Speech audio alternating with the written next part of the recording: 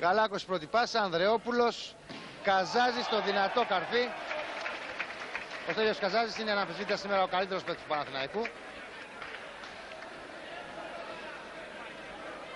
Ελάχιστες φορές τον έχει πιάσει το αντίπαλο μπλοκ. Να έπαιζε συνέχεια άσχημα. Θα βρίσκε κάποια στιγμή το ρυθμό του. Να πάλι ο Καζάζης καρφώνει από πίσω, από την άμυνα. Κερδίζει την αλλαγή. Ο Λάιος συντονίζει την ομάδα γιατί οι πρώτες μπαλιές του πηγαίνουν και φέρνει σε δυσκολία το μπλοκ του Παναθηναϊκού και την άμυνα. Ξανά στο παιχνίδι. Ανδρεόπουλος, Καζάζης στην ευθεία της αντένας στο καρφί του.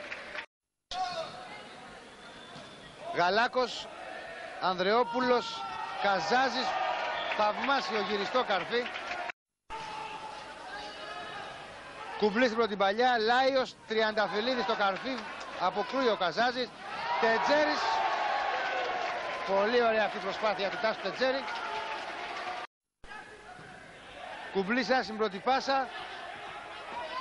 Γίνεται και το πέναλτι του Παναθηναϊκούς. Ναπ το καρφί του Καζάζη.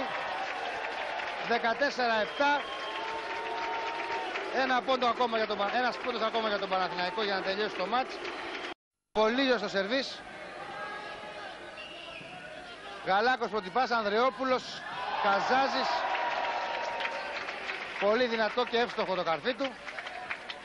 Ο Στέλιος Καζάζης.